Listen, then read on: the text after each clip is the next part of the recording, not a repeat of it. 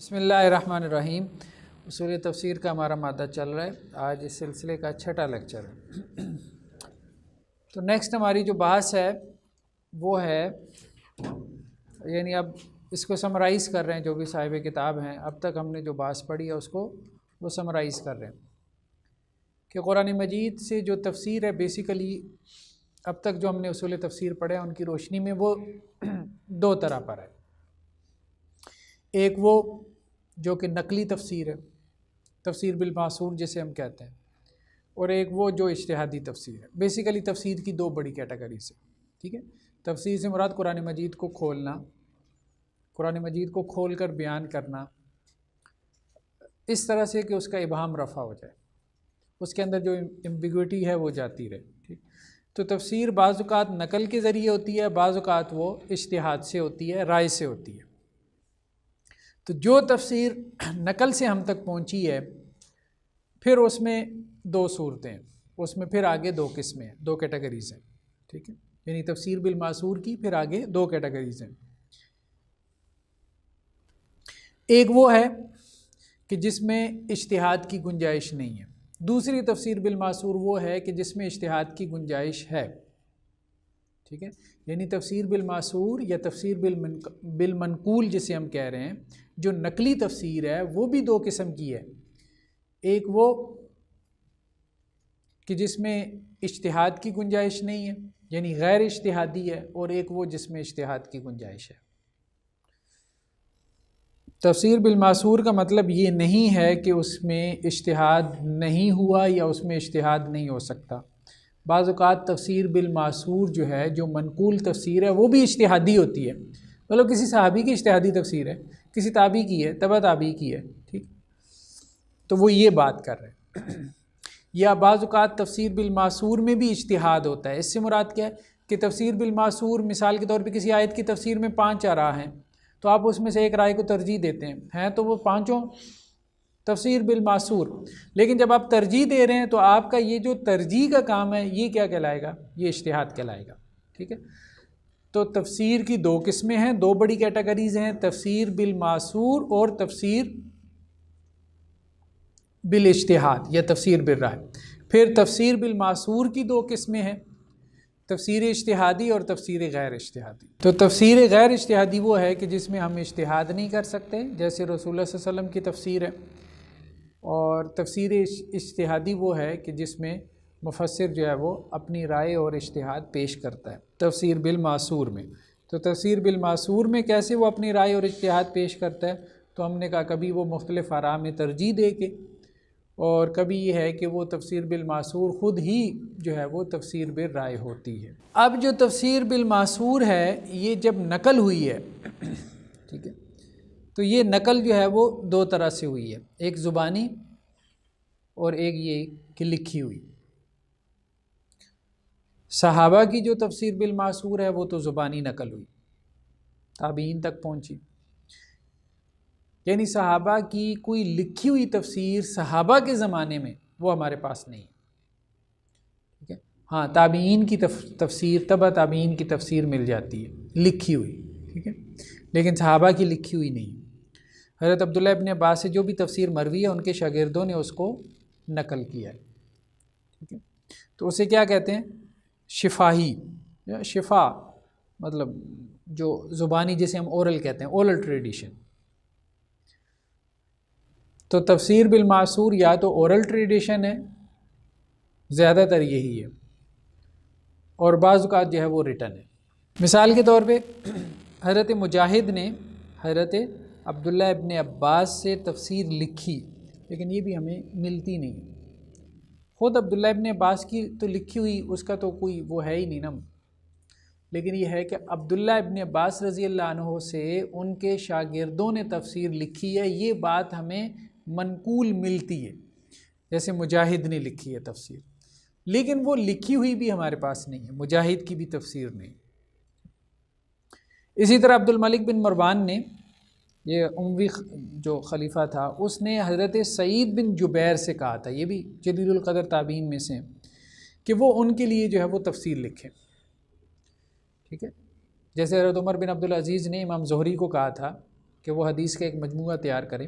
تو یہ بھی ہوا کہ خلفاء نے جو ہے وہ بعض تابعین کو کہا کہ آپ ہمارے لیے تفسیر لکھیں، لیکن ہمارے پاس وہ تفاسیر موجود نہیں ہیں. یعنی اس بات کا تو مطلب ذکر ہے کہ ان کو کہا گیا، لیکن یہ ہے کہ وہ انہوں نے لکھی اور پھر وہ کہاں پر ہے وہ ہمیں اس کے بارے میں کچھ معلومات نہیں. عطا بن دینار یہ سعید بن جبیر کے شاگردوں میں سے تھے. یہ ان کا وہ نسخہ جو ہے وہ آگے روایت کرتے تھے، ٹھیک ہے، جو انہوں نے اموی خلیفہ کے حکم پہ مرتب کیا تھا. جو تو منقول تفسیر ہے،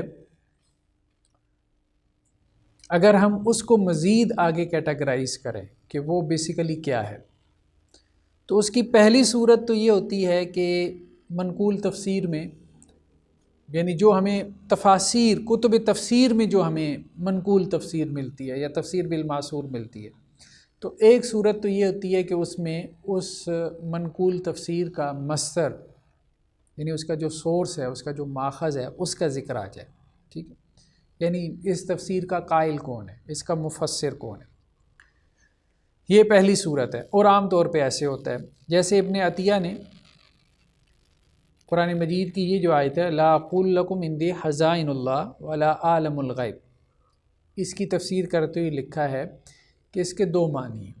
ٹھیک ہے، غالب گمان تو یہ ہے کہ اس کا معنی یہ ہے کہ اللہ کے رسول صلی اللہ علیہ وسلم یہ کہہ رہے ہیں کہ بھائی میں ایک انسان ہوں، میں ایک بشر ہوں، ٹھیک ہے، اور میرے پاس وہ خزانے موجود نہیں ہیں جو ایک خالق کے پاس، ایک کریٹر کے پاس ہوتے ہیں. میرے پاس نہ وہ قدرت ہے، نہ میرے پاس وہ علم ہے. دوسری تفسیر جو ہے وہ اس آیت کی یہ کی گئی ہے کہ اللہ کے رسول یہ کہہ رہے ہیں، یعنی ایک تفسیر تو یہ ہے نا جو مطلب ظاہری ہے کہ میرے پاس جو ہے وہ غیب کا علم نہیں ہے، ٹھیک ہے، یا میرے پاس جو ہے وہ اللہ کے خزانے نہیں ہیں، جو ترجمے سے معلوم ہو رہا ہے. دوسری اس کی تفسیر یہ کی گئی ہے کہ اللہ کے رسول یہ کہہ رہے ہیں کہ میں معبود نہیں ہوں، میں خدا نہیں ہوں. ٹھیک ہے، یعنی اللہ کے رسول یہ کہہ رہے ہیں کہ یہ تو خدائی صفات ہے نا.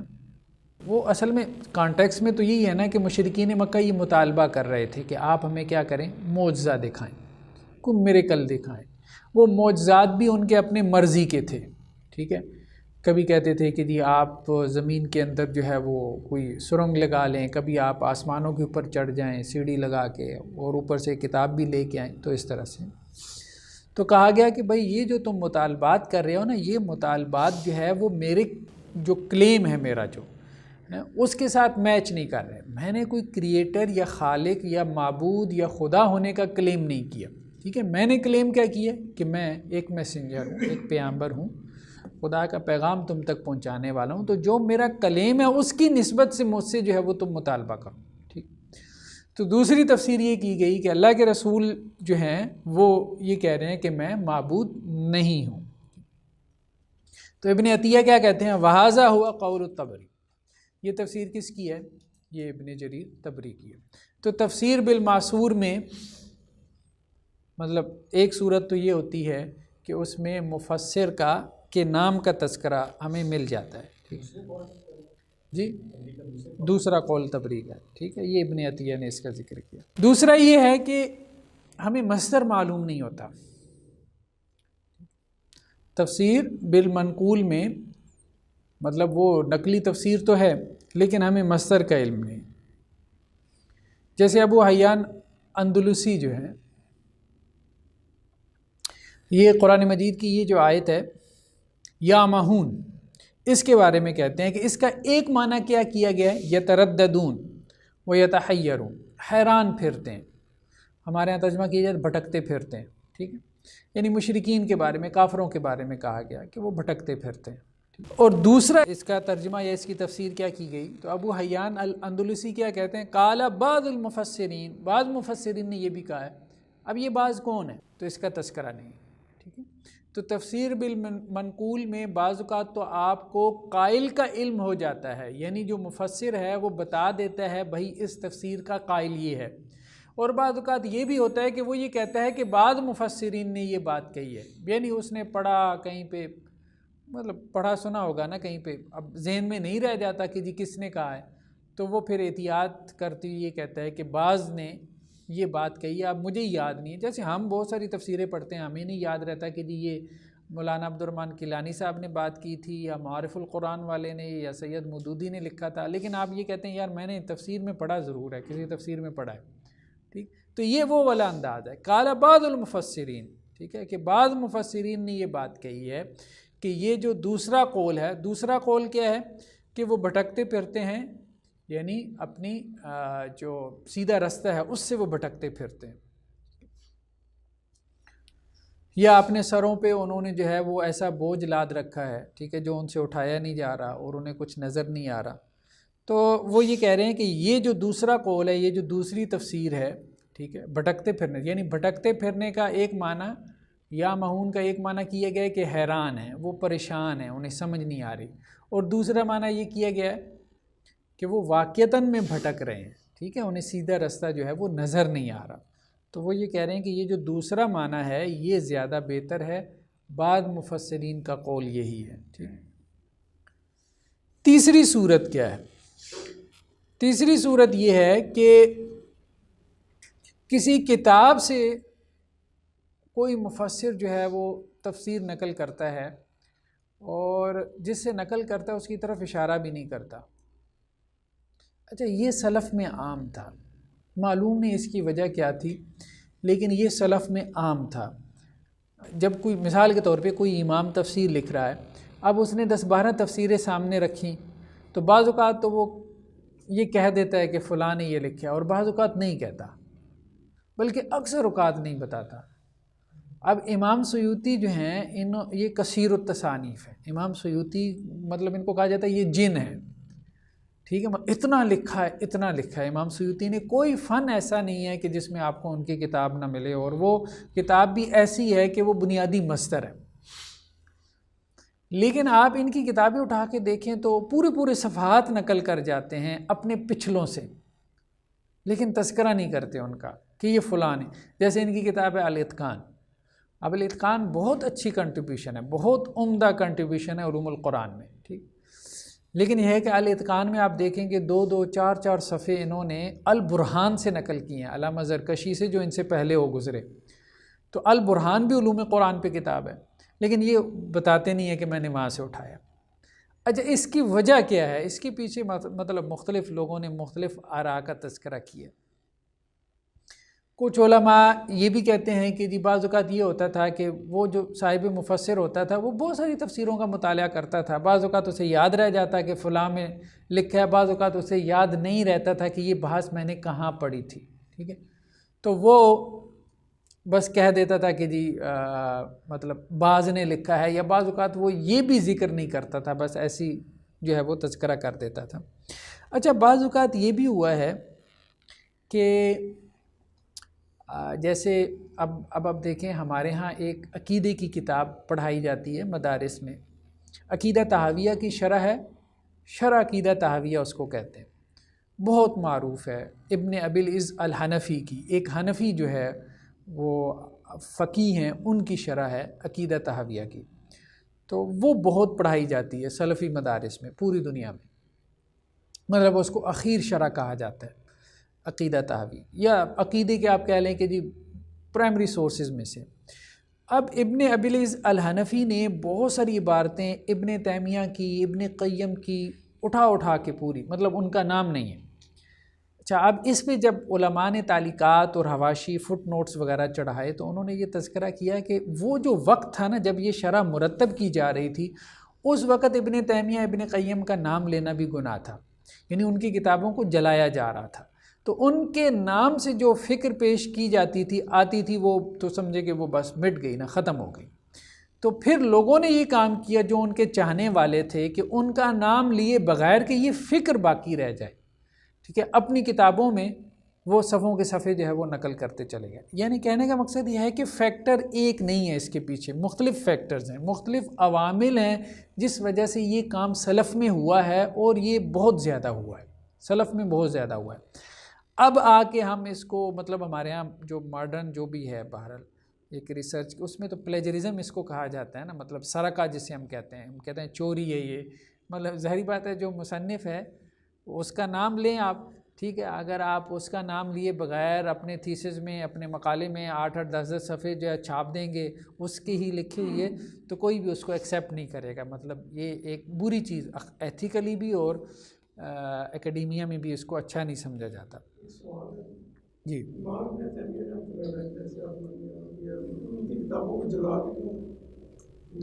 مخالفین بہت تھے شروع میں. اچھا، ان کے کچھ افکار ایسے تھے کہ جن افکار کی وجہ سے لوگ جو ہے وہ ان کے خلاف ہو گئے، اور خاص طور پہ دیکھیں عام طور پہ ہر زمانے میں بلکہ اہل بدعت جو ہے نا وہ غالب رہے، ٹھیک ہے، اہل حق جو ہے وہ تعداد میں کم رہے ہیں، ٹھیک ہے، یعنی کثرت کے اعتبار سے کہہ رہا ہوں کہ اہل بدعت جو ہے ویسے تو اللہ تعالیٰ اہل حق کو پھر غلبہ دے دیتے ہیں علمی اعتبار سے، برہان اور دلیل کے اعتبار سے، لیکن کثرت جو ہے وہ اہل بدعت کی رہی. تو وہ یہی ہوتا تھا، 2 سال جیل میں رہتے تھے اور 2 سال باہر رہتے تھے، بس ان کے مخالفین اتنے زیادہ تھے، بادشاہ کے پاس جا کے شکایتیں کرنا اور مطلب عجیب و غریب قسم کی رپورٹیں کرنا. اب ظاہری بات ہے بادشاہ یا حکمران طبقہ تو اتنا عالم نہیں ہوتا تھا، تو وہ مطلب بہتان ترازی بھی کرتے تھے ان کے مخالفین. تو یہی کام مطلب اور بھی بڑے مصلحین کے ساتھ ہوا. حضرت شاہ اللہ دہلوی رحمہ اللہ علیہ کی بایوگرافی آپ پڑھیں، ایون کہ جو شیخ عبدالوہاب نجدی ہیں ان کو کتنا بدنام کیا گیا یہاں ہمارے ہاں، ٹھیک ہے، باقاعدہ علماء نے پھر کتابیں لکھی ہیں ایک بدنام مسلح کے نام سے. تو یعنی ایک ایسا مسلح، ایک ایسا ریفارمر جس کو بدنام، تو یہ ہوتا ہے، مطلب لوگ کرتے ہیں بدنام نا. بہت بہت بہت کنٹریبیوشن. تو جس بندے نے بھی کام کیا ہے لوگوں نے بہرحال اس کو بدنام کرنے کی تو کوشش کی. تو امام ابن تیمیہ کی یہ کتابیں جو ہے نا، یہ تو اب جب سعودی مطلب ہم کہہ رہے ہیں سعودی عرب میں جو ہے وہ حنابلہ کو کچھ غلبہ حاصل ہوا، تو اب وہ پبلش ہونا شروع ہوئی ہے اور دنیا نے ان کو پڑھا. تو پھر جتنے بھی مطلب مختلف اسکول آف تھاٹ، اب سب اسکول آف تھاٹ کے لوگوں نے جب براہ راست پڑھا تو پھر انہوں نے کہا کہ نہیں، یہ بس غلط فہمیاں تھیں، مس انڈرسٹینڈنگ تھی، اور ان کے بارے میں جو پھیلائی گئی تھی کہ وہ ان کے یہ فتوے ہیں، وہ یہ کہتے ہیں، وہ یہ کہتے ہیں، بس ایسا ہی ہے نا.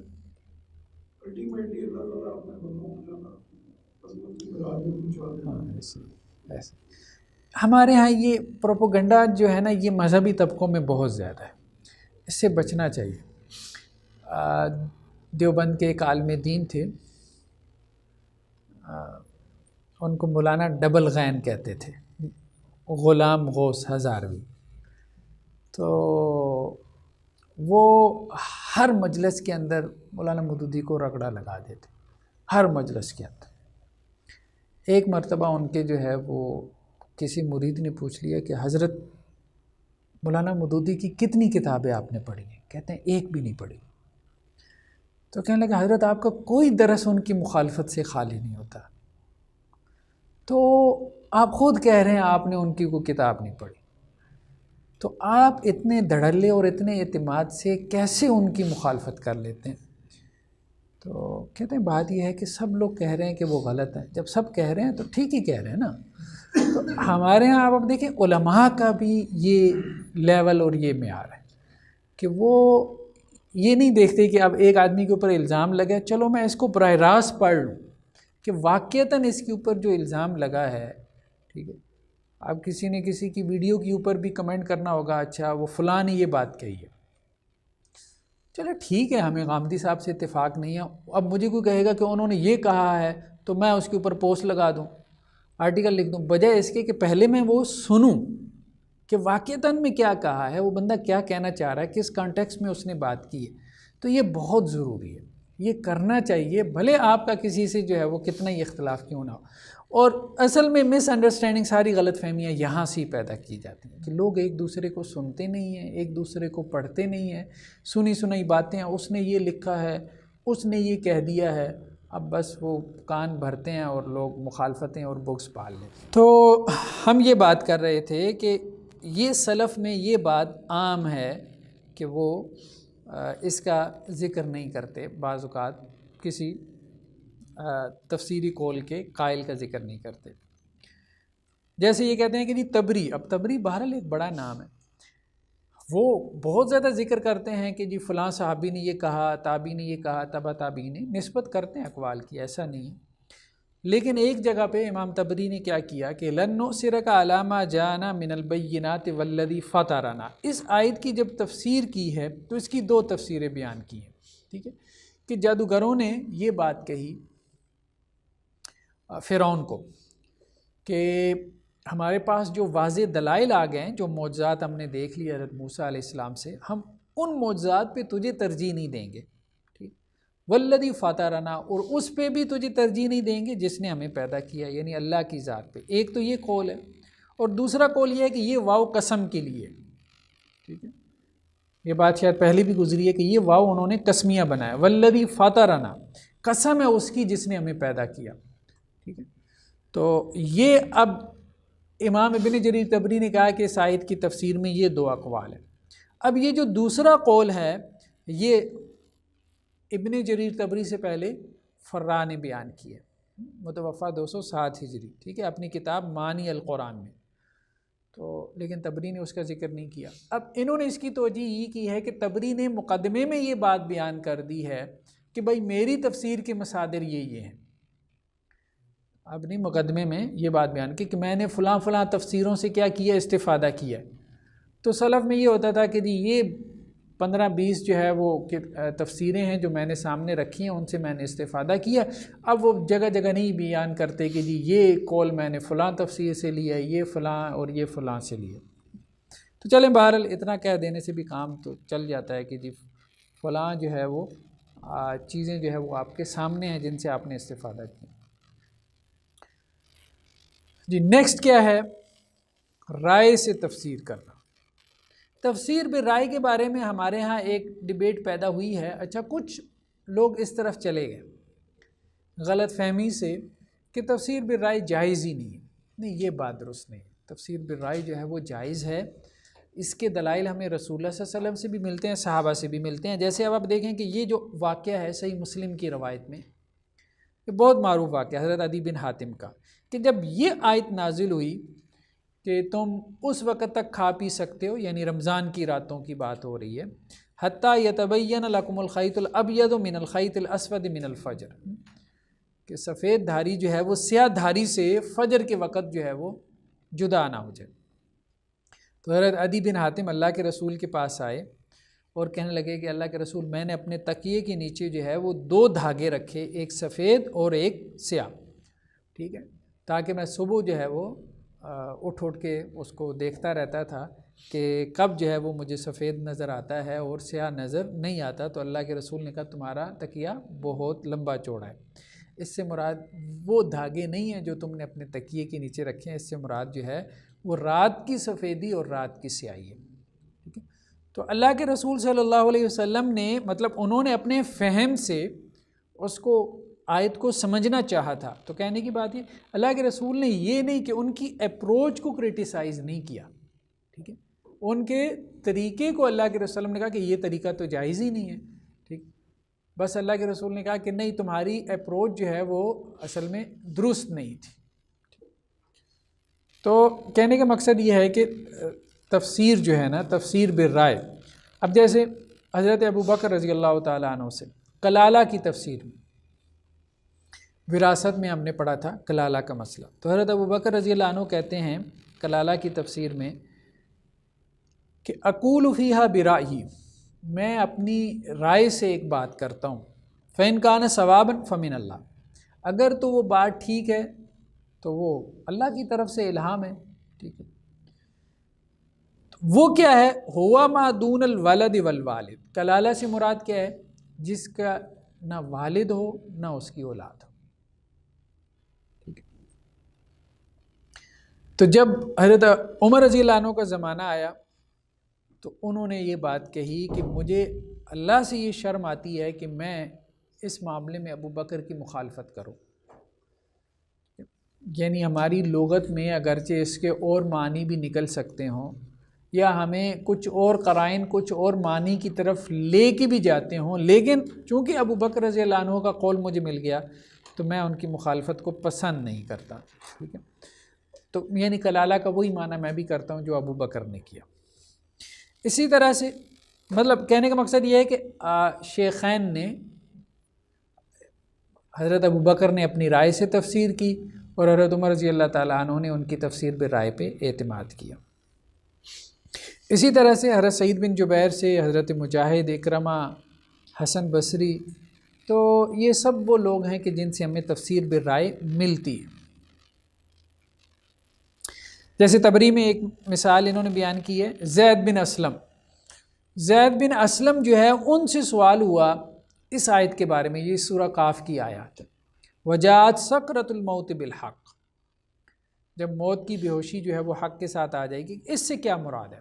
وہ آگے پورا ایک منظر ہے نا، موت آ جائے گی، پھر سور میں پھونکا جائے گا، پھر انسان کو اللہ کے سامنے پیش کیا جائے گا، ٹھیک ہے، اس کے ساتھ جو ہے وہ 2 فرشتے ہوں گے، ایک سائق اور ایک شہید۔ تو زید بن اسلم سے کسی نے کہا کہ اس سے کون مراد ہے؟ تو انہوں نے کہا اللہ کے رسول۔ تو وہ سائل کہنے لگا اللہ کے رسول، مطلب یہ کیا معنی آپ نے مراد لے لیا، ٹھیک ہے، ان آیات سے۔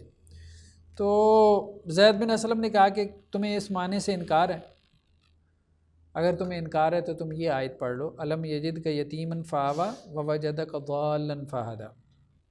وہ سائل کہتا ہے مجھے اطمینان نہیں ہوا کہ یہ ان آیات سے مراد اللہ کے رسول ہوں۔ دیکھیں آیات میں بہرحال ایک سخت وہ ہے، اگر آپ دیکھیں نا، وجاءت سکرۃ الموت بالحق ذلک ما کنت منہ تحید، موت کی بے ہوشی حق کے ساتھ آ گئی، اور یہ وہ موت ہے جس سے تو ساری زندگی جو ہے وہ انسان بھاگنا چاہ رہا تھا۔ تو وہ انداز ایسا ہی ہے، ٹھیک ہے۔ وہ سائل یہ کہتا ہے کہ پھر میں صالح بن کیسان کے پاس گیا اور میں نے ان سے کہا کہ ان آیات سے کون مراد ہے، ٹھیک ہے، یہ اللہ تعالیٰ نے کس کے بارے میں یہ آیات نازل کی؟ تو صالح بن کیسان نے کہا بھئی مجھ سے پہلے بھی کسی سے پوچھا ہے؟ میں نے کہا ہاں، میں نے زید بن اسلم سے پوچھا ہے ان آیات کے معنی۔ تو صالح بن کیسان نے کہا وہ کیا کہتے ہیں، اس کا کیا معنی ہے؟ تو کہتے ہیں میں نے کہا کہ پہلے آپ بتائیں کہ کیا معنی ہے، پھر میں آپ کو بتاؤں گا کہ وہ کیا کہتے ہیں۔ انہوں نے کہا کہ نہیں، پہلے تم یہ بتاؤ گے کہ انہوں نے کیا کہا ہے، پھر میں تمہیں بتاؤں گا کہ اس کا کیا معنی ہے۔ تو کہتے ہیں میں نے تو کہا، ان سے جب پوچھا تھا تو وہ یہ کہتے تھے ان آیات سے مراد اللہ کے رسول ہے۔ تو صالح بن کیسان کہنے لگے کہ زید بن اسلم کو کیا پتہ، ٹھیک ہے، نہ اس کی زبان فصیح ہے، نہ اسے کلام عرب کا کچھ پتہ ہے، اس سے مراد کیا ہے؟ اس سے مراد کافر ہے۔ ان آیات میں اللہ تعالیٰ نے کافر کا نقشہ کھینچا ہے۔ پھر کہا کہ اگر تمہیں میرا معنی سمجھ نہیں آ رہا تو اگلی آیات پڑھ لو، پھر اس کے بعد آگے جہنم کا بھی تذکرہ ہے، ٹھیک۔ وہ سائل کہتا ہے اچھا یہ تو معاملہ بالکل ایک طرف کافر اور ایک طرف اللہ کے رسول۔ وہ کہتا ہے میں ایک تیسرے بندے کے پاس چلا گیا، حسین بن عبداللہ بن عبید اللہ بن عباس، تو میں نے ان سے کہا کہ جی ان آیات سے کون مراد ہے؟ انہوں نے کہا بھئی پہلے کسی سے پوچھا ہے تم نے؟ تو مجھے بتاؤ انہوں نے کیا معنی کیا؟ کہتے ہیں میں نے زید بن اسلم سے بھی پوچھ لیا، صالح بن کیسان سے بھی پوچھ لیا، تو اچھا وہ کیا معنی کرتے ہیں؟ کہتے ہیں کہ تم پہلے بتاؤ۔ بھائی میں نے تو جب ان سے پوچھا تو ایک نے یہ کہا، دوسرے نے یہ کہا، تو وہ کہنے لگے نہیں یہ دونوں معنی غلط ہے، نہ اس سے مراد اللہ کے رسول ہیں، نہ اس سے مراد کافر ہے، بلکہ یرید بہا البر والفاجر، ٹھیک ہے، نیکوکار اور فاسق و فاجر دونوں اس آیت کے معنی اور مفہوم میں داخل ہیں، کیونکہ اللہ تعالیٰ یہ کہہ رہے ہیں وجاءت کل نفس، ہر نفس کی بات ہو رہی ہے، ٹھیک ہے، وہ نیک ہو، وہ مومن ہو، وہ کافر ہو، ٹھیک ہے، کیونکہ اللہ تعالیٰ جب پردے ہٹائیں گے لقد کنت فی غفلۃ من ھذا، تو اللہ تعالیٰ سب کے پردے اٹھائیں گے نا آخرت میں، تو انہوں نے اس سے دلیل جو ہے وہ پکڑی۔ کہنے کا مقصد یہ ہے کہ یہ جو تابعین تبع تابعین میں اختلاف ہو رہا ہے ایک آیت کے بارے میں، یہ تفسیر بالرائے ہے، ٹھیک ہے، اس وجہ سے ان میں جو ہے وہ اختلاف ہو رہا ہے۔ تو تفسیر بالرائے وہ لوگ کیا کرتے تھے، یعنی اس کا جواز ہے، اس کو ہم نہیں کہہ سکتے، ٹھیک ہے۔ حشیم بن بشیر جو ہیں ابو سفیان کہتے ہیں کہ میں نے ان سے سوال کیا تفسیر کے بارے میں کہ تفسیر میں اختلاف کیوں پیدا ہوا، تو انہوں نے کہا قالوا برائیہم فاختلفوا، جب تک تو وہ منقول تھی اختلاف نہیں تھا، جب اپنی رائے سے تفسیر ہونے لگی تو اختلاف ہو گیا۔ تو بہرحال تفسیر میں اختلاف ہے، اور اختلاف کی بڑی وجہ کیا ہے؟ تفسیر بالرائے۔ تو گویا تفسیر بالرائے جو ہے وہ جائز ہے، اصلاً بات ہی۔ اب یہ ہے کہ تفسیر بالرائے کی دو قسمیں، تفسیر بالرائے محمود اور مذموم۔ ایک تفسیر بالرائے وہ ہے جس کو آپ اپریشیٹ کریں گے، اور ایک تفسیر بالرائے وہ ہے کہ جس کو آپ ڈسکریج کریں گے۔ تو اب تفسیر بالرائے جو ہے محمود کون سی ہے؟ جس کے پیچھے کوئی دلیل ہو۔ جس طرح فقہاء جو ہے وہ اپنی رائے کو رکھتے تھے، اس کے حدیث جو وہ رکھتے تھے، مفسرین جو ہے وہ جو بیس رکھتے تھے وہ بھی بیان کرتے تھے سب کے اپنے وجہ سے یہ رائے رکھتے تھے۔ ہاں کرتے تھے، بالکل کرتے تھے۔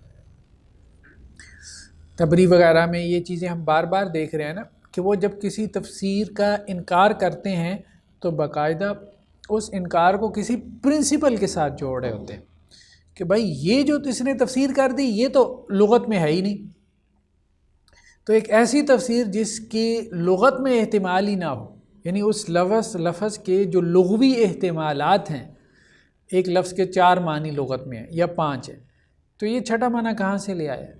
ٹھیک ہے، تو وہ اس پرنسپل کو واضح کرتے ہیں جس کی وجہ سے وہ کسی تفسیر کا انکار کر رہے ہوتے ہیں، یا وہ اس پرنسپل کو بھی واضح کر رہے ہوتے ہیں جس کی وجہ سے وہ ایک تفسیر کو اختیار کر رہے ہوتے ہیں۔ مثلا 4-5 اقوال میں سے ایک کو ترجیح دیں گے نا تو بیان کریں گے کہ یہ ہم اس وجہ سے اس کو ترجیح دے رہے ہیں، تو وہ ہے۔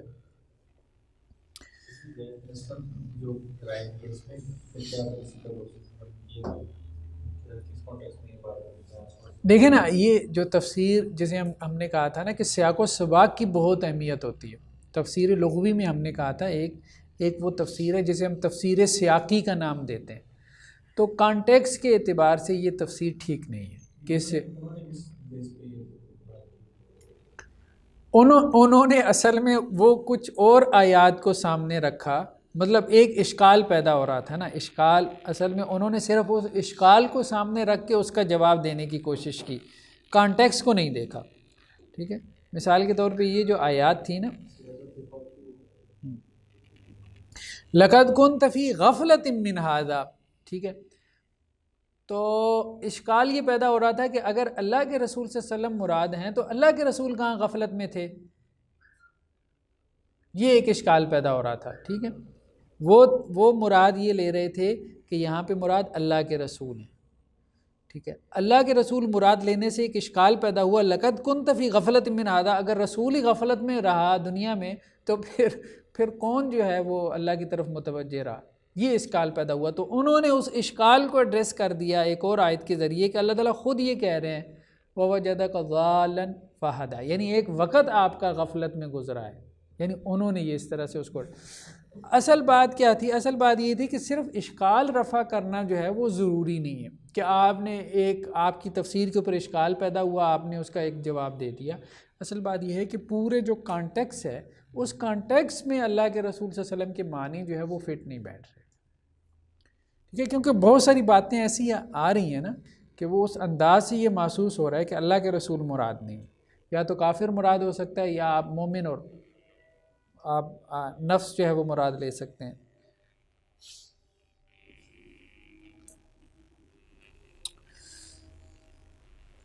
جی، تو ہم یہ کہہ رہے تھے کہ جو تفسیر بالرائے محمود ہے وہ ہے کہ جس کے پیچھے کوئی دلیل ہو۔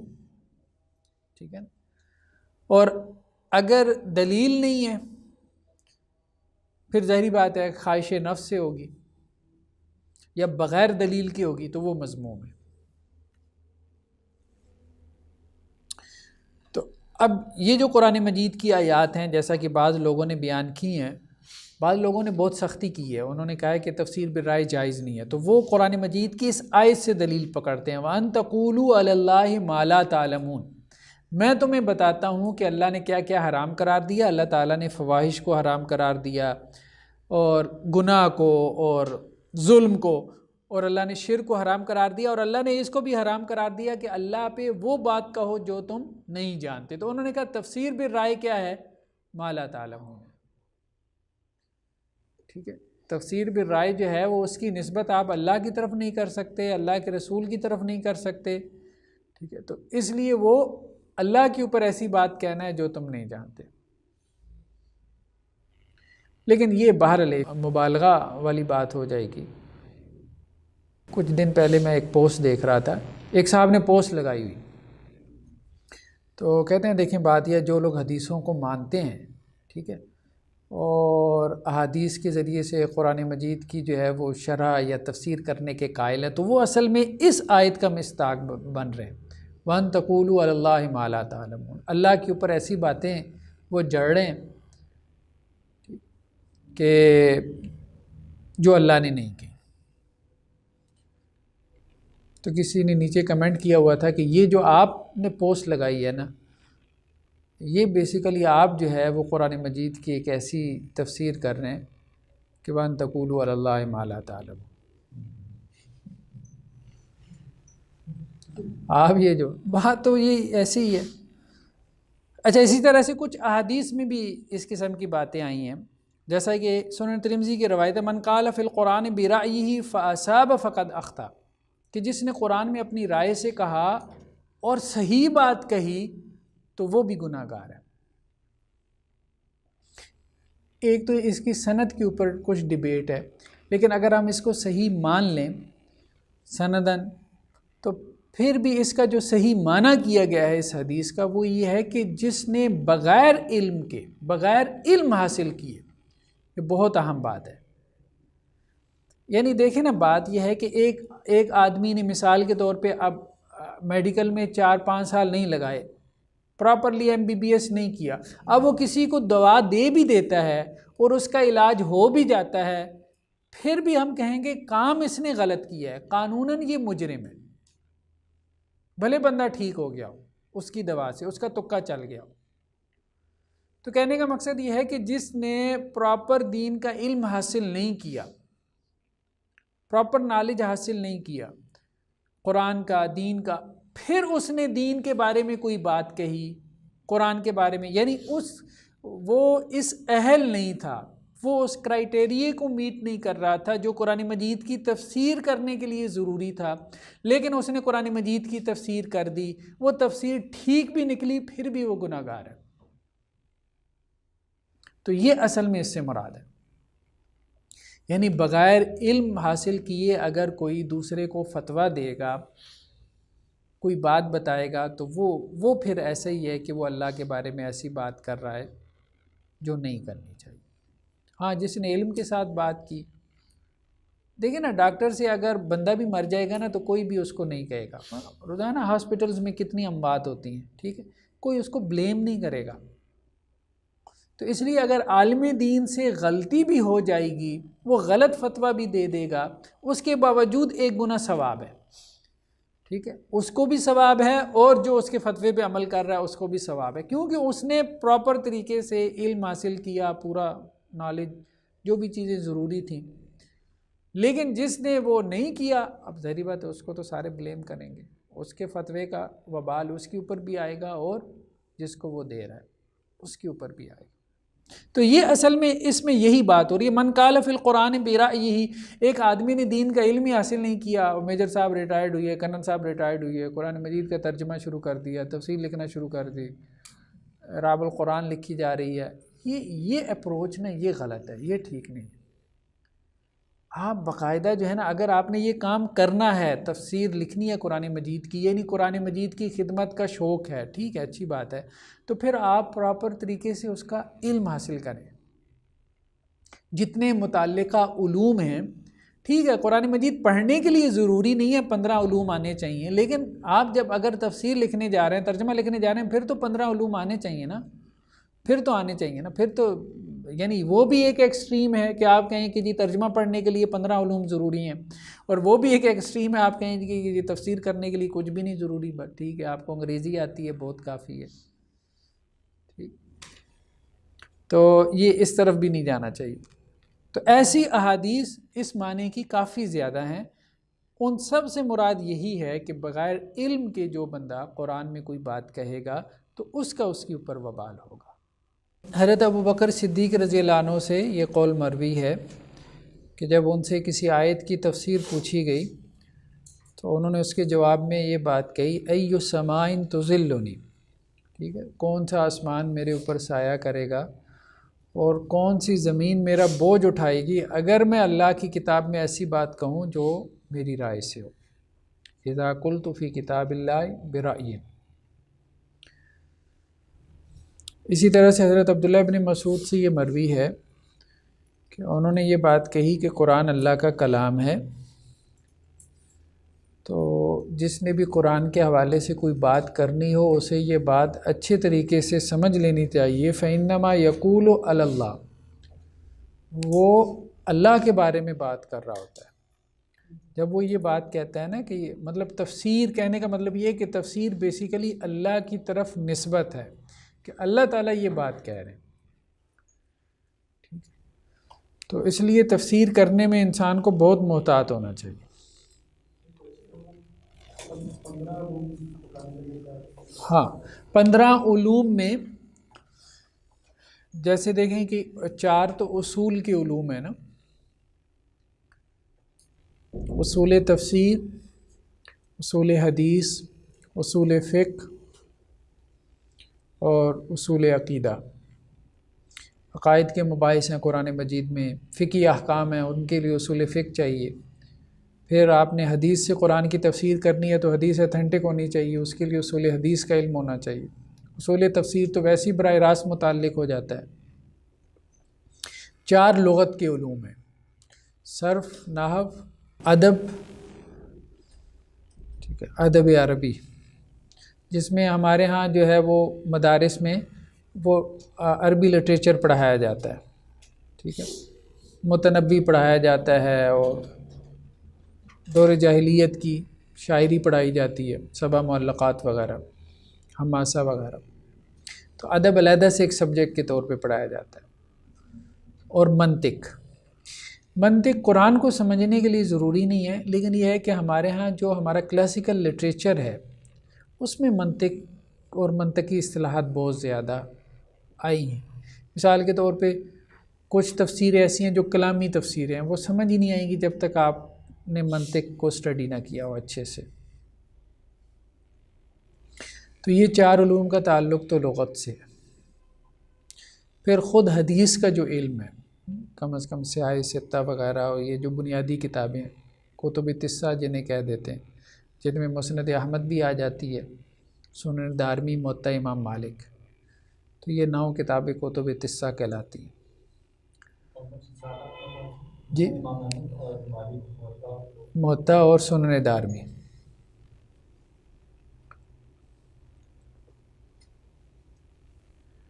پھر بلاغت سے متعلقہ 3 علوم ہیں. کیونکہ قرآن مجید فصیح اور بلیغ کلام ہے نا، تو بلاغت کی آگے 3 شاخیں ہیں: علم بیان، علم معانی اور علم بدیع. جی ہاں، کتب تسہ ایک تو سیاہ ستہ ہے نا، تو سیاہ ستہ کے علاوہ 3 کتابیں اور ہیں. کتب تسہ 9 کتابوں کو کہتے ہیں نا، تسعہ، ستہ اور تسعہ. اس کا باقاعدہ سافٹ ویئر بنا ہوا ہے، بلکہ آپ موبائل میں بہت اچھی ایپ ہے کتب تسہ کی، بہت محنت کی ہے انہوں نے اس کے اوپر. مطلب ویسا ابھی تک جو ہے نا وہ کوئی پروگرام تیار نہیں ہوا. جو اینڈرائڈ فون ہے نا اس میں کتب تسہ آپ لکھیں گے نا تو شاید اسی نام سے ہے. اس میں یہ ہے کہ وہ صحیح بخاری اگر آپ نے کھولی، اس کی کوئی حدیث کھولی، اس کی سند میں ایک راوی ہے، آپ اس راوی کو کلک کریں گے، اس کی ساری بایوگرافی آپ کے سامنے آ جائے گی. بہت اچھا ہے وہ. اسی طرح وراثت کا علم ہے، وراثت کا تذکرہ، اس کو علیحدہ سے ہمارے ہاں پڑھایا جاتا ہے، وراثت کے علم کو مدارس میں. تو بیسیکلی تو یہی ہے. اب 15 میں شاید علوم قرآن ویسے علیحدہ علم ہے اصول تفسیر سے. علوم قرآن جو ہے وہ علیحدہ سے ایک باقاعدہ علم ہے.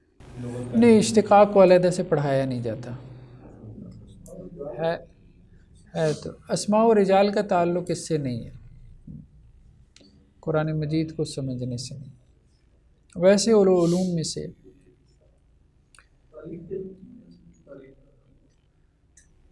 تاریخ کا علم تو نہیں، ایک اور ہے ابھی میرے ذہن میں نہیں آ رہا، شاید ناسخ و منسوخ کو وہ علیحدہ سے کوئی علم کے طور پہ ابھی میرے ذہن میں نہیں آ رہا۔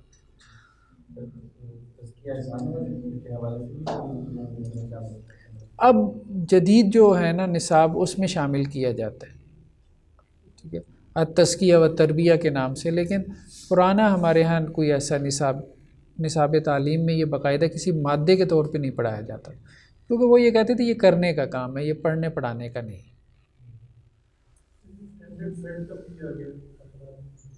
یہ تو دیکھیں نا، جب سے یہ درس نظامی وغیرہ مطلب یہ سلیبس جو ہے نا ملا نظام الدین جو ہے وہ، اس کے بعد سے پھر اس میں ایڈیشن کمی بیشی ہوتی رہی ہمارے ہاں۔ جی جی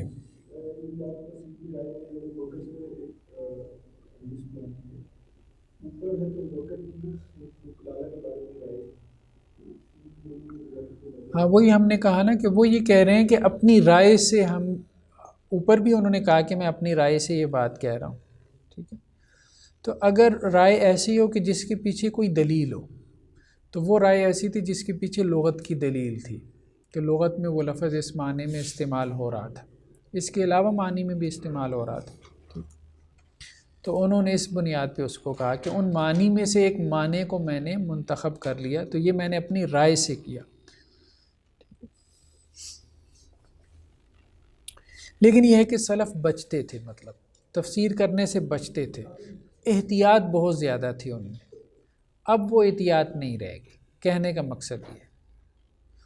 اب جیسے انہوں نے یہ سعید بن جبیر سے یہ روایت نقل کی ہے، بہقی کی روایت ہے، کہ ایک مرتبہ ان سے قرآن مجید کی کسی آیت کے بارے میں سوال ہوا، تو حضرت سعید بن جبیر نے کہا اللہ عالم، اللہ بہتر جانتا ہے۔ تو وہ سائل نے کہا کہ اپنی رائے سے کوئی بات بیان کر دیں، تو انہوں نے جواب میں کہا کہ میں اللہ کی کتاب میں اپنی رائے سے بیان کروں، مطلب سوالیہ انداز میں پوچھا، اور 2 مرتبہ بلکہ 3 مرتبہ یہ بات کہی اور اس کو کوئی جواب نہیں دیا۔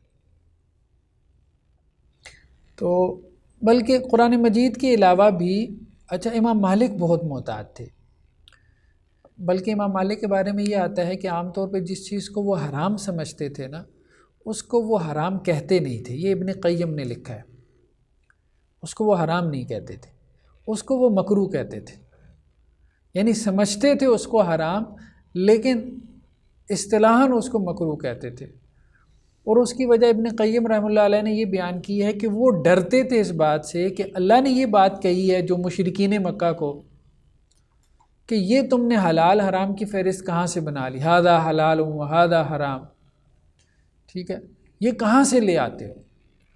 تو وہ یہ کہتے تھے کہ اب ایک چیز کو واضح طور پہ نص نے حلال یا حرام نہیں کہا، تو ہم اپنی رائے اور اجتہاد سے کسی چیز کو حلال یا حرام کیسے کہہ سکتے ہیں؟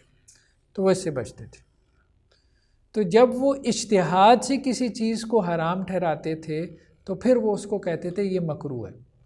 تو اس لیے امام مالک کے ہاں جب کوئی چیز مکروہ ہوتی ہے نا، تو اس کا مطلب مکروہ نہیں ہے، اس کا مطلب حرام ہوتا ہے، کیونکہ جیسے انہوں نے درندوں وغیرہ کے بارے میں یا کچھ اور چیزوں کے بارے میں بحث کی ہے جن کا مطلب صراحت سے حکم نہیں ہے کہ وہ مکروہ ہیں، تو اس سے ان کی مراد جو ہے وہ حرام۔ تو یہ چیز جو ہے نا وہ ہمیں بہت زیادہ ملتی ہے، خاص طور پہ اہل مدینہ کے ہاں منہج تھے نا، مختلف مناہج تھے۔ دیکھیں ایک بات بہت اہم ہے، اس کو سمجھنے کی کوشش، مطلب اچھے طریقے سے اس کو ذہن میں بٹھائیں۔ کسی بھی ڈسپلن میں آپ جائیں گے وہاں آپ کو اپروچز ملیں گے، وہاں آپ کو اسکول آف تھاٹس ملیں گے۔ اسکول آف تھاٹس اصل میں کیا ہیں؟ یہ سوچنے کے مختلف زاویہ ہیں، ہائے نگاہ ہے، ٹھیک ہے۔ سائیکالوجی میں آپ چلے جائیں، یہ بیہیویئر جو ہے وہ اسکول آف تھاٹ ہے، یہ وہ فرائڈ کا اسکول آف تھاٹ ہے۔ آپ فزکس میں چلے جائیں، یہ جو ہے وہ کوانٹم میکینکس والے ہیں، یہ ریلیٹیوٹی والے ہیں۔ آپ میڈیکل سائنس میں چلے جائیں، مطلب برٹش جو ہے وہ اور انداز سے ان کی اپروچ اور ہوتی ہے، امریکنز کی اور ہے۔ اب امریکنز کی اپروچ یہ ہوتی ہے ٹھگ سے دوائی دے دیں۔ اچھا، جو برٹش ہوتے ہیں وہ ٹھگ سے دوائی نہیں دیتے، وہ کہتے ہیں آپ کا دفاعی نظام کمزور ہو جائے گا، ٹھیک ہے۔ تو اب یہ مختلف اپروچز ہیں، ہر ڈسپلن میں آپ کو ملتی ہیں، سوچنے کے، اس کے پیچھے مزاجوں کا بھی عمل دخل ہو سکتا ہے۔ تو اسی طرح ہر عالم دین جو ہے وہ اس کا اپنا ایک مزاج ہوتا ہے، ٹھیک ہے۔ ابھی جیسے ہمارے بزرگ یہ جو کہہ رہے تھے بات، یہ ایک مزاج ہے پورا، یہ ایک علمی مزاج ہے، نہیں صحیح بات کہہ رہا ہوں، اور آپ کو عام طور پہ علماء میں نظر آتا ہے، ٹھیک ہے۔ لیکن اس کے پیرالل ایک دوسرا مزاج موجود ہے، وہ اس مزاج کو کرٹیسائز کرتا ہے، یہ مزاج اس مزاج کو کرٹیسائز کرتا ہے، ٹھیک ہے۔ وہ مزاج کہتا ہے یار ہر بات پہ یہ حرام ہے وہ حرام ہے، ایسے نہ کیا کرو۔ وہ کہتے ہیں ہر بات پہ جو ہے وہ دروازے نہ کھولے کرو، شریعت کے اندر رستے نہ بنایا کرو، ٹھیک ہے۔ اب یہ مزاج، اب مثال کے طور میرا ایک اپنا مزاج ہے، مجھے پتہ ہے میرا مزاج کیا ہے، میرا مزاج ہے رستے کھولنے والا، ٹھیک ہے۔ تو اب آپ غلطی سے ایک ایسے استاذ کے پاس آ گئے، مثال کے طور پہ اگر آپ ایک دوسرے مزاج کے ہیں، لیکن آپ یہ مت سمجھیں کہ آپ کا ٹائم ضائع ہو رہا ہے، اس سے آپ کو ایک دوسری اپروچ سمجھنے میں آپ کو مدد مل رہی ہے۔ اچھا یہ اپروچز آپ کو صحابہ کے ہاں بھی ملتی ہیں، صحابہ کے ہاں بھی ملتی ہیں، یہ اپروچز آپ کو تابعین کے ہاں ملتی ہیں، تبع تابعین کے ہاں ملتی ہیں۔ تو وہ بیسیکلی کیا تھے، مزاج تھے۔ عبداللہ ابن عباس کا مزاج آپ کو کھلا ڈلا مزاج ہے، ٹھیک ہے۔ مطلب وہاں آپ کو نا فتاویٰ میں بڑی سہولت اور بڑی آسانی، اور بعض اوقات انسان خود حیران رہتا ہے یار یہ کیا فتویٰ دے دیا، لیکن ایک مزاج ہے بہرحال اس کے پیچھے، ٹھیک ہے۔ کچھ اور صحابہ کے مزاج میں آپ دیکھیں گے آپ کو وہاں سختی نظر آئے گی، ایسے جیسے مطلب دروازے بند ہیں۔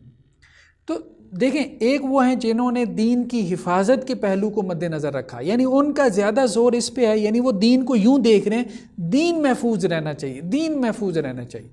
اچھا کچھ لوگ وہ اس اینگل سے دیکھ رہے ہیں مسئلہ حل ہونا چاہیے، دین ہمارا آیا ہے اس لیے کہ لوگوں کے مسائل حل ہوں، اگر دین سے مسائل حل نہیں ہو رہے۔ مجھے ایک دفعہ ایک صاحب کا فون آیا، تو انہوں نے بینک میں جاب کی نا، پوری زندگی بینک میں لگا دی، آخری عمر میں کوئی آ کے جیسے کوئی سن لیا ڈاکٹر اسرار صاحب کی تقریر یا سود کے حوالے سے نا، ان کو جوش چڑھا، انہوں نے وہ گولڈن شیک ہینڈ کیا کہتے ہیں اس کو، وہ کیا، اور اس سے کچھ ان کو ملا اور گھر ور بنایا اور کچھ سے کاروبار اسٹیبلش کیا۔ بعد میں خیال آیا کہ کسی مفتی صاحب سے پوچھ لوں، تو وہ ایک مفتی صاحب سے پوچھا، انہوں نے کہا بھئی سارا پیسہ حرام کا ہے، تو جو گھر بنایا تمہارا وہ بھی تم حرام کا رہ رہے ہو، اور جو تم کاروبار کر رہے ہو یہ سارا بھی حرام کا ہے، حرام سے حرام پیدا ہو رہا ہے۔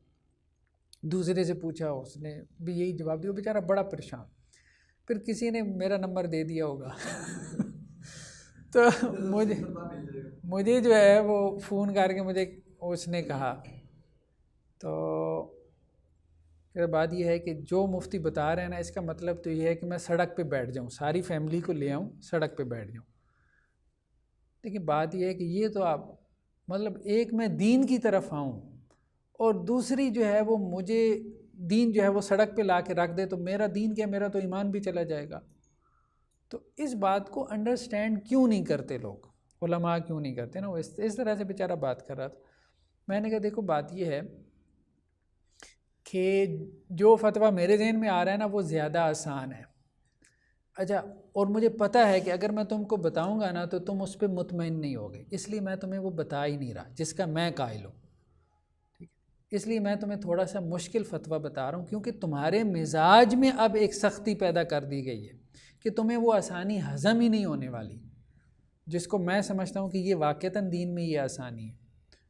تو خیر اچھا، میں نے تجربے کے لیے ویسے اسے پہلے آسان بتایا بھی، تو وہ ظاہری بات ہے وہ اتنے مشکل فتوے جو ہے وہ پوچھ چکا تھا، اسے وہ ہضم ہی نہیں ہوا۔ پھر میں نے اسے کہا دیکھو بات یہ ہے کہ ایک کام کرو، آپ نے جو کاروبار اسٹیبلش کر لیا نا، ٹھیک ہے، اس کو اب چلاؤ، اور اس سے اللہ تعالیٰ آپ کو جو آمدن دے نا، تو جتنے پیسے آپ نے بینک سے لیے تھے گولڈن شیک ہینڈ کر کے، آپ وہ نکال دو۔ ویسے میں نے اسے فتویٰ یہ دیا تھا کہ اللہ تعالیٰ یہ کہتے ہیں، قرآن مجید میں ایک آیت ہے، اس آیت سے جو ہے نا تمہارے لیے بڑی آسانی نکلتی ہے۔ وہ جو سورہ فرقان کی آخری رکوع کی آیت ہے نا، کہ جو بندہ توبہ کرتا ہے تو اللہ تعالیٰ اس کی یبدل اللہ سیئاتہم حسنہ، اللہ تعالیٰ اس کی برائیوں کو نیکیوں میں بدل دیتے ہیں۔ میں نے کہا اس آیت سے بعض اہل علم نے یہ استدلال کیا ہے کہ ایک بندے نے ٹائم آف اگنورینس میں، زمانہ جاہلیت میں، کوئی مطلب حرام مال کمایا، ٹھیک ہے، اب اگر کسی انسان کا حق مارا ہے وہ تو واپس کرے، ظاہری بات ہے، چوری کی ہے وہ تو حقوق العباد تو ختم نہیں نہ ہوگا، لیکن اگر اس کے علاوہ کوئی ایسا مال ہے تو اللہ تعالیٰ انشاءاللہ سے اس کے گناہ کو نیکی میں بدل دیتے ہیں، مطلب یہ ہے کہ وہ مال اس کے لیے جائز ہو جاتا ہے۔ یہ ایک رائے ہے جو کہ اس آیت سے جو ہے وہ، تو کہنے کا مقصد یہ ہے کہ اب یہ ایک سوچ ہے نا، آپ لوگوں کے سوچ کے اوپر پابندی نہیں لگا سکتے، ان کے سوچنے کا جو ایک انداز بن جاتا ہے نا، اب میرا ایک مزاج، میرا ایک انداز بن چکا ہے، ٹھیک، تو اب مطلب میرا انداز میں یہ ہوتا ہے کہ اب مجھے لگتا ہے کہ اب یہ بندہ مطلب زیادہ جو ہے نا مجبوری میں، حالت اضطرار میں، میں خود یہ سمجھتا ہوں کہ یہ ٹھیک نہیں ہے، تو میں اسے کہتا ہوں یار میرے نزدیک یہ ٹھیک نہیں ہے، لیکن فلاں یہ فتویٰ دے رہا ہے، دیکھ لو اس کے فتوے پہ غور کر دو، ٹھیک، تو میرے خیال میں اتنی گنجائش ہونی چاہیے انسان کے اندر، واللہ عالم، اللہ بہتر جانتا ہے۔ جی جو علماء جو حلالے کو مطلب حلال قرار دیتے ہیں، ان کی نزدیک بھی یہی رائے ہے کہ اگر اس کو نہ کیا جائے تو معاشرے میں زیادہ بگاڑ پیدا ہوتا ہے، بنسبت اس برائی کو جو ہے وہ قبول کر لیا۔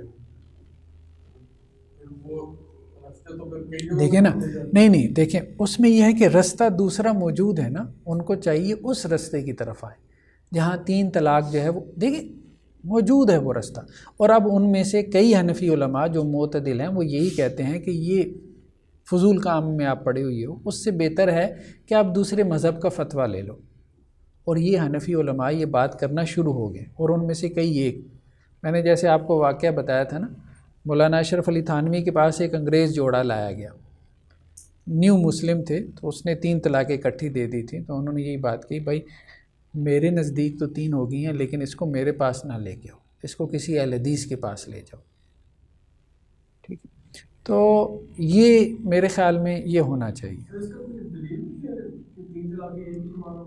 ہاں بالکل، وہی جو صحیح مسلم کی روایت ہے نا، حضرت عبداللہ ابن عباس سے، کہ اللہ کے رسول کے زمانے میں، حضرت ابو بکر کے زمانے میں، حضرت عمر کے زمانے میں 3 طلاقیں ایک ہی شمار ہوتی تھی، یہاں تک کہ حضرت عمر کے زمانے میں جب یہ معاملہ بڑھ گیا تو حضرت عمر نے کہا کہ اب میں نافذ کروں گا، 3 ہی نافذ کروں گا۔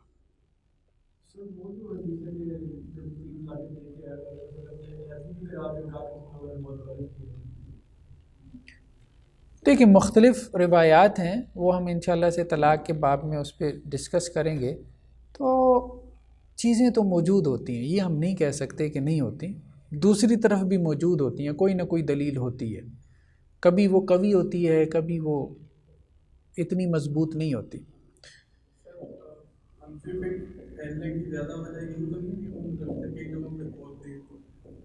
نہیں، حنفی فقہ جو ہے نا، میری نظر میں جو زیادہ پھیلی ہے وہ اس وجہ سے کہ حکومتی سطح پہ، مطلب جیسے چیف جسٹس کا عہدہ تھا جو قاضی ابو یوسف رحمہ اللہ علیہ کو مل گیا، تو یہ چیز بڑی جو ہے نا سپورٹ کرتی ہے۔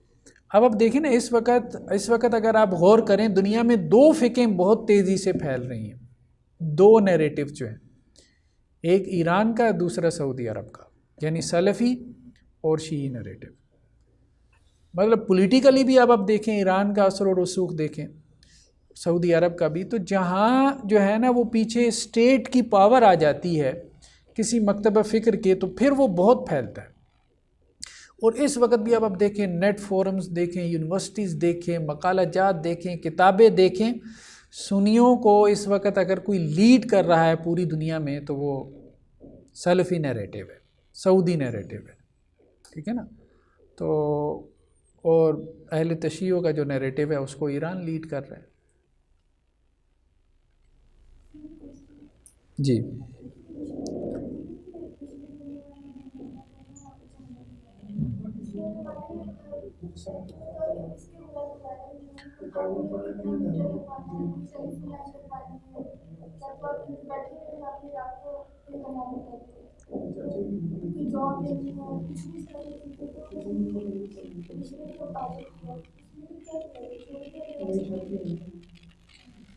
دیکھیں دو چیزیں ہیں رشوت کے بارے میں نا، جو بات مجھے سمجھ میں آتی ہے، اچھا کچھ علماء نے تو وہی اپروچ حرام ہے، بس ٹھیک ہے حرام ہے. دیکھیں میں یہ نہیں کہہ رہا، میں کنڈیم نہیں کر رہا اس اپروچ کو، میں کہہ رہا ہوں یہ ایک خوبی ہے، یہ ایک زاویہ نگاہ ہے، یہ موجود رہنا چاہیے. یہ مطلب علم کا حسن یہی ہے کہ میں مطلب وہ عالمی دین ہی نہیں ہے جو کہے بھئی صرف میری رائے باقی رہ جائے، باقی ساری مٹ جائیں. بھئی تمہاری رائے کو خدا ہی رائے ہے، ٹھیک ہے تمہاری رائے ایک رائے ہے، باقی آراء بھی. تو یہ جو رائے ہے ٹھیک ہے، مطلب وہ ایک رائے ہے کہ جی رشوت حرام ہے بالکل، بس نہیں کام ہوتا تو نہ ہو. وہ ہمارے ایک اہل حدیث عالم دین ہے، کچھ عرصہ پہلے ان کی وفات ہوئی، عبد المنان نور پوری صاحب. اچھا وہ کیمرے کی تصویر کے قائل نہیں تھے. تو کسی نے پوچھا کہ حضرت حج پہ جانا ہے، تصویر کھنچوانی پڑے گی. کہنے لگے تصویر کھنچوانا حرام ہے، حج پہ جانا فرض ہے. ٹھیک ہے، تو مطلب ان کے نزدیک تصویر کھنچوانا حرام ہے، بھلے آپ حج پہ جا رہے ہیں پھر بھی آپ حرام کام کر رہے ہیں. ٹھیک ہے، تو اب یہ ایک اپروچ ہے، یہ ایک اپروچ. دوسری طرف دوسری اپروچ، تو رشوت کو بھی مختلف اپروچز سے دیکھا گیا. کچھ علماء نے تو کہا کہ جی یہ حرام ہے، بس آپ اس سے بچیں. اچھا ایک اپروچ مجھے معتدل لگتی ہے، وہ یہ ہے کہ جلب منفیت کے لیے جائز نہیں ہے رشوت، دفع مضرت کے لیے جائز ہے. جیسے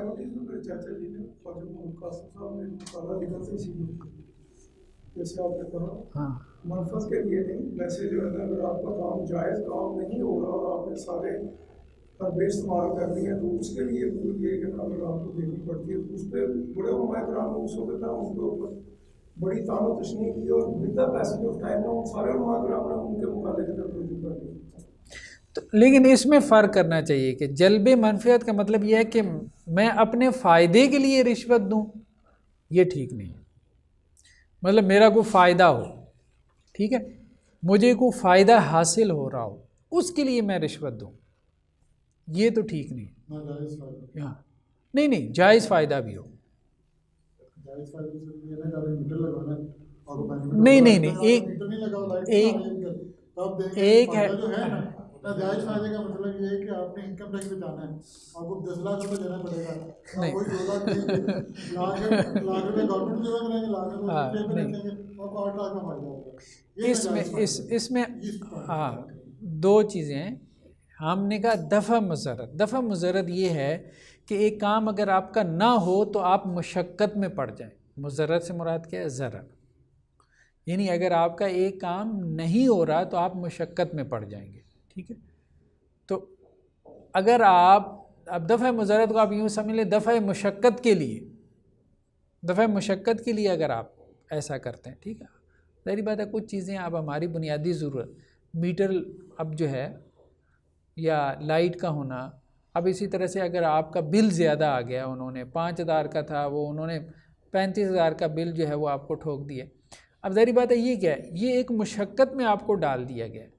تو اب وہ مشقت جو ہے وہ اب آپ اس سے بچنے کے لیے آپ رشوت دیتے ہیں دفع مضرت کے لیے، تو اس میں جواز ہے. لیکن یہ ہے کہ آپ اپنے بچے کو نوکری لگوانا چاہتے ہیں، یہ ہے جلب منفیت. میرے پاس ایک دفعہ وہ لیبل انسپیکٹر آ گیا اور اس نے کہا کہ سے کہا وہ آپ یہ کرو یہ کرو یہ کرو. میں نے کہا ٹھیک ہے میں جا کے ساری چیزیں لے آیا، میں نے ان کو نہیں کرتا ہوں. اس کے بعد اس نے کہا کہ میں نے اوپر تک دینے ہوتے ہیں، آپ کو اتنے پیسے دیں. میں نے کہا یہ نہیں میں دوں گا، آپ نے جو کیا وہ میں کر لے گا. اس نے پھر میرا کیس دائر کر دیا، وہاں پہ میرے بھی 6,000 لگے، ضمانت بھی کرانے پڑی. اس کے بعد دنوں میری بات پھر آ گیا، کہنا ہاں بھائی اب کیا پروگرام ہے. پھر مجھے اس کے شر سے بچنے کے لیے اس کو 3,000 کا دینا. تو یہ بعض بات اور پہلے یہ بھی ہوتا تھا کہ عموماً میٹر ریڈر جو ہے وہ زیادہ ریڈنگ لے جایا کرتے، تو ان کی شرح سے بچنے کے لیے سے کہا بھائی تو مہینے بعد 500 روپये لے جایا کر، لیکن جتنا یونٹ ہو اتنا ہی لکھ گیا. تو ایسے بھی مطلب وہی ہے کہ ایک شر سے بچنے کے لیے یہ بھی اصطلاح ہو سکتی ہے، ہاں، لیکن یہ ہے کہ اپنے کسی فائدے کے لیے نہ کریں، بس یہ نہیں. وہ اور چیز، مطلب اس کو آپ ایک دوسرے اینگل سے دیکھیں نا کہ 6,000 کی پھکی سے بچنے کے لیے دوسرا اینگل بھی تو اس کو دیکھیں.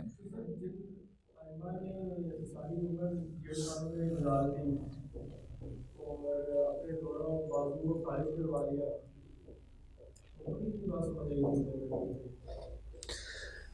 ہاں نہیں ہاں دیکھیں ہاں اپنا فائدہ بھی لوگوں کا بھی فائدہ. اصل بات یہ ہے کہ جن ائمہ نے بہت بڑی بڑی قربانیاں دی ہیں نا، اب جیسے ہم فقہ میں دیکھ رہے ہیں، فقہ میں ان کی بھی اختلافات ہیں حلال و حرام کے. اچھا کچھ چیزوں میں ہمیں وہ بھی بہت متساہل نظر آتے ہیں. اصل بات پھر وہی ہوتی ہے کہ اگلے کا ذہن کہاں اٹک گیا ہے. اچھا اس کا ذہن اٹکا دلیل کی وجہ سے ہے. ایک عالم ہوگا نا، ایک اچھا عالم ہے، وہ صرف سہولت کی وجہ سے نہیں اٹکے گا. ٹھیک ہے، اب ہمارے ہاں سب سے زیادہ جو ہے نا جو طعن ہوتا ہے نا شیخ قرضاوی پہ ہوتا ہے کہ یہ بہت سہولت والے فتوے دیتے ہیں، شیخ یوسف القرضاوی. اچھا بعض ان کے فتاویٰ دیکھ لیں. اب جیسے یہ قطر میں رہے نا کافی عرصہ ان کا کام، تو وہ اسرائیلی جو ہے وہ وزیر آیا تھا یہاں پہ، اور اس نے یہاں قطر کے کسی اس سے حکمران سے جو ہے وہ ہاتھ ملایا. تو وہ شیخ قرضاوی نے فتویٰ دیا کہ اس کے ہاتھ اس وقت تک پاک نہیں ہوں گے جب تک 70 مرتبہ یہ ہاتھ نہ دھوئے. تو اب بات یہ ہے کہ جہاں ان کا ذہن اٹکا ہوا ہے نا، وہاں وہ آپ کو بہت سخت بھی نظر آتے ہیں، اور جہاں آپ کو نظر آتا ہے دیکھ بات پھر وہی ہوتی ہے کہ عالم جو ہے نا وہ من حیث المجموع کبھی وہ نہ تو سست ہوتا ہے نہ سخت ہوتا ہے. بس کہیں پہ وہ آپ کو سخت نظر آ رہا ہوتا ہے، کہیں پہ وہ آپ کو اپنے فتوے میں آسانی دینے والا نظر آ رہا ہوتا ہے، اور اس کی وجہ پیچھے دلیل ہوتی ہے کہ اس کا ذہن کہیں دلیل میں اٹکا ہوا ہے. ہو سکتا ہے دوسرے کو وہ اس طرح سے نہ سمجھ آ رہی ہو. تو اس لیے اللہ کے رسول صلی اللہ علیہ وسلم نے دیکھے نا، ایک ہمارے استاذ کہا کرتے تھے اور بہت بڑا جملہ ہے، وہ کہتے تھے رسول اللہ صلی اللہ علیہ وسلم کا ظرف جتنا بڑا نظر آتا ہے نا، ہمارے علماء کا فقہا کا ظرف اتنا بڑا نہیں ہے. کہ اللہ کے رسول صلی اللہ علیہ وسلم نے یہ بات کہہ دی کہ غلط رائے بھی پیش کر دے گا تو ایک گناہ اجر ہے. کتنی بڑی بات کر دی. ہونا عالم چاہیے، ہونا عالم چاہیے، یعنی کرائٹیریا میٹ کر رہا ہو، غلط بات بھی کر دے گا نا، غلط فتویٰ بھی دے دے گا نا، اللہ کے ہاں اس کو اجر ہی ملے گا، اور اس کے فتوے پہ عمل کرنے والا. پھر ہم کیوں اتنا کرٹیسائز کرتے ہیں؟ یا تو وہ کرائٹیریا میٹ نہیں کر رہا، پھر تو وہ غلط ہے. دوسرا وہ سنسیئر نہیں ہے. ٹھیک ہے، چیزیں دو ہی ہیں، اہلیت ہے اور اس کی سنسیئرٹی کو تو ہم زیر بحث لا نہیں سکتے، وہ اس کا اور اللہ کا معاملہ ہے. باقی رہ گئی بات کہ اس نے اپنے فیلڈ میں اپنے میدان میں جان ماری ہے کہ نہیں ماری. تو اگر اس نے اپنے فیلڈ میں جان ماری ہے، پھر بھلے دیکھیں اس کی کوئی بھی رائے ہو. کسی بھی فیلڈ میں ڈسپلن میں آپ دیکھ لیں آراء بہت ساری ہوتی ہیں. تو اللہ تعالیٰ نے بھی اپنے دین میں اتنی وسعت رکھی ہے. یہ دین 2+2 کی طرح نہیں ہے، اس بات کو ہمیں سمجھنا چاہیے. 2+2 = 4 کی طرح نہیں ہے، کہیں کہیں ہے، لیکن وہاں پہ پھر سب کا اجماع ہو جاتا ہے، کنسنسس ہو جاتا ہے. اکثر و بیشتر معاملات میں صحابہ کے اندر اختلاف ہوتا رہا، تابعین میں، تبع تابعین میں، ائمہ دین میں ہوتا رہا، اور یہ چلتا رہے گا. ہمیں اس کے لیے وسعت، اس اختلاف کے لیے وسعت پیدا کرنی ہے اپنی ایک رائے رکھتے ہوئے کہ یہ میری رائے ہے، اس کو میں صحیح سمجھتا ہوں، یہی میں بیان کرتا رہوں گا. ٹھیک ہے، مطلب سنسیریٹی کے ساتھ میں نے جو ریسرچ کی ہے اس کے مطابق یہ رائے بنتی ہے. لیکن یہ ہے کہ دوسری رائے کے لیے ایک گنجائش ہے. اللہ کے رسول کہہ رہے ہیں کہ بھئی اس کو بھی ثواب ملے گا، تو میں کون ہوتا ہوں؟ اگر وہ غلط ہے تو پھر اس کے باوجود اس کو ثواب ملے گا، بشرطے کہ اس نے ٹائم لگایا. ان کی زندگی بھی بھائی ساری حنفیوں کی زندگی بھی ساری مدرسوں میں پڑھنے پڑھانے میں گزری ہے نا، وہ اپنے آپ کو غلط نہیں سمجھ رہے. ٹھیک ہے، میں ان کو غلط سمجھ رہا ہوں، سمجھتا رہوں گا، بیان بھی کرتا رہوں گا جو مجھے ان سے اختلاف ہے. لیکن یہ ہے کہ وہ بھی راتوں کو اللہ کے سامنے رونے والے ہیں. ٹھیک ہے، وہ بھی 2-2 4-4 گھنٹے جو ہے وہ. اب کتنے حنفی علماء ہیں، آپ ایک ایک کو آپ اٹھا کے دیکھیں. اب یہ احمد جاوید صاحب ان کے استاذ تھے مولانا ایوب دہلوی، ابھی حالیہ علماء میں سے. تو کہتے ہیں کئی دفعہ ایسے ہوا کہ میں نے ان کا وہ مصلی صبح کو باقاعدہ نچوڑا ہے، نچوڑا ہے باقاعدہ، یعنی آنسوؤں سے اتنا تر ہوتا تھا کہ میں نچوڑتا تھا جیسے کوئی مصلی آپ دھو کے نچوڑتے ہیں. اور اس میں سے پانی نکلتا ہے، یہ صورتحال ہوتی تھی۔ اور کہتے تھے یہ مولانا ایوب دہلوی جو ہے وہ 3-3.5 مرلے کے مکان میں رہتے تھے، تو بڑے لوگ آتے تھے ان کے درس میں، مطلب تعداد میں نہیں، ویسے مطلب بڑے لوگ آتے تھے۔ وہ ایک آدم جی انشورنس کمپنی کے ایک تھے بڑے، تو وہ ایک مرتبہ وہ ان کے درس میں آتے تھے، ان سے متاثر ہو گئے، تو ایک مرتبہ نا وہ ایسے انہوں نے نا جیب سے نا کنجیاں نکالیں، چابی کیز، اور ان کے مولانا کے سامنے رکھ دیں۔ کہنے لگے مولانا کہا یہ کیا ہے؟ کہتے ہیں وہ کلفٹن پہ آپ کے لیے گھر ہے۔ اچھا، اس زمانے میں کلفٹن پہ گھر بڑی بات ہوتی تھی، ظاہری بات ہے، ساحل سمندر پہ، اور تیار اور فرنشڈ گھر، اور مولانا کو پتہ بھی نہیں چابی۔ تو کہتے ہیں مولانا نے آؤ دیکھا نہ تاؤ، وہی چابی اٹھا کے اس کے منہ پہ دے ماری۔ کہتے تمہیں تحفہ دینے کے آداب کا نہیں پتہ؟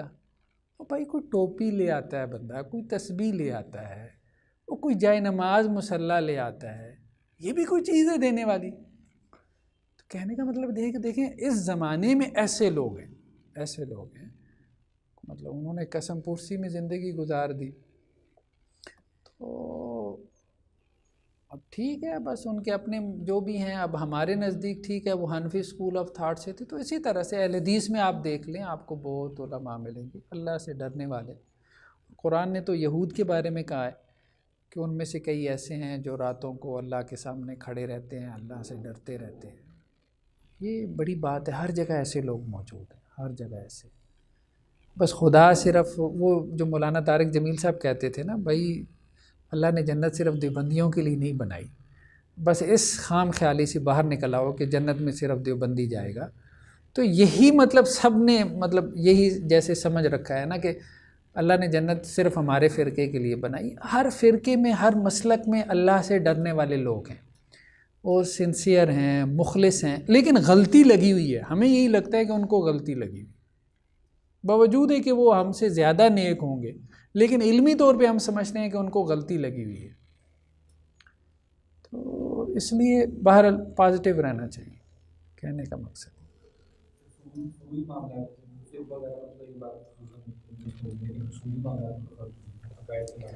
دیکھیں عقائد کے معاملات میں بھی نا کچھ حدیثیں ایسی ملتی ہیں۔ اب مثال کے طور پہ وہ جو روایت ہے کہ جس بندے نے اپنی اولاد سے کہا تھا کہ مجھے مرنے کے بعد جو ہے وہ تم جلا دینا، میری لاش جلا کے جو ہے نا وہ تم اس کی راکھ جو ہے وہ بکھیر دینا، ٹھیک ہے۔ اب یہ کتنی بڑی بات ہے۔ اب آپ دیکھیں تو یہ کفری عقیدہ ہے، کفری عقیدہ ہے۔ تو اللہ تعالیٰ نے اسے یہی کہا کہ کیا تو یہ سمجھتا تھا کہ مجھے قدرت حاصل نہیں ہے تجھے دوبارہ زندہ کرنے، مطلب یہ تو نے کام کیا تو کیا کیوں؟ تو اس نے کہا یا اللہ آپ کے ڈر کی وجہ سے کیا۔ تو کہنے کا مقصد یہ ہے کہ ہم جو ہے نا غلط کہیں گے، جو چیز ہمیں غلط لگتی ہے ہم اس کو صحیح نہیں کہیں گے، کسی مصلحت کی وجہ ہم اس کو غلط ہی کہیں گے، وہ غلط ہے، ہم اس کا علمی رد کرتے رہیں گے۔ لیکن کسی کا اللہ کے ہاں کیا مقام ہے، کیا مرتبہ ہے، کسی کی جنت اور جہنم کے جو فیصلے ہیں اللہ بہتر جانتا ہے، ہمیں نہیں معلوم۔ اللہ کے رسول صلی اللہ علیہ وسلم کو کہہ دیا گیا کہ آپ کہہ دیں کہ مجھے نہیں پتہ میرے ساتھ کیا ہونے والا ہے، تو ہم اہل حدیث ہو کہ ہم کہیں ہم جنتی ہیں، باقی سارے باقیوں کا تو عقیدہ غلط ہے۔ تو دیکھیں نا، اب مولانا خادم حسین رضوی صاحب کی وفات پہ جو ڈیبیٹ پیدا ہوئی، اس میں دو ایکسٹریم پیدا ہوئی اہل حدیث میں۔ ایک وہ تھے جو یہی کہتے رہے مشرک ہے اور اللہ تعالیٰ نے مشرک کے لیے دعا سے منع کیا ہے، دوسری وہ بھی تھی جنہوں نے اس ختم نبوت کی وجہ سے ہیرو بنا دیا۔ اب یہ دونوں ایکسٹریمز ہیں، بھائی جو ان کی غلطی ہے، جو ان کی عقیدے کی غلطی ہے، آپ اس کو واضح کریں، آپ اس کو کلیئر کریں۔ ایک آدمی میں خیر کے بہت پہلو ہوتے ہیں۔ اب آپ ان کے وہ ویڈیو کلپ بھی دیکھیں کہ اچانک نعت ان کے سامنے پڑی گئی اور بندہ ہنسیاں لے کے رونا شروع ہو گیا۔ اللہ کے رسول سے چلیں، ایک تعلق تو ہے، ٹھیک ہے، وہ چیزیں نظر تو آتی ہیں، ٹھیک ہے۔ ہر جگہ ہم کہیں کہ جی بندہ ڈرامہ کر رہا ہے، ایسا نہیں ہوتا، ایسا ہی۔ لیکن قرآن مجید نے یہ جو فرق کیا ہے نا مشرک میں اور اہل کتاب میں، یہ فرق یہ بتاتا ہے کہ نہیں، فرق ہے۔ اہل کتاب کے احکامات جو ہے جو فرق رکھے ہیں، اور یہ لوگ تو اب ظاہری بات ہے کہ ہم کسی کو جنتی نہیں کہہ سکتے، کسی کو جہنمی نہیں کہہ سکتے، اتنی سی بات ہے بس۔ نہ کسی کو جنت کا سرٹیفکیٹ دے سکتے ہیں سوائے ان کے کہ جن کو اللہ اور اس کے رسول صلی اللہ علیہ وسلم نے جنت کا سرٹیفکیٹ دیا، نہ ہم کسی کو جہنم کی وجہ۔ ہم صرف یہ کہہ سکتے ہیں کہ یہ اعمال جنت میں لے کے جانے والے ہیں، یہ اعمال جہنم میں لے کے جانے والے ہیں، یہ اعمال کفریہ اور شرکیاں ہیں، ٹھیک ہے، یہ معصیت اور نافرمانی ہے، یہ خیر کے اعمال ہیں، بس یہ بات ہے۔ اللہ اور بہت سارے جگہوں پہ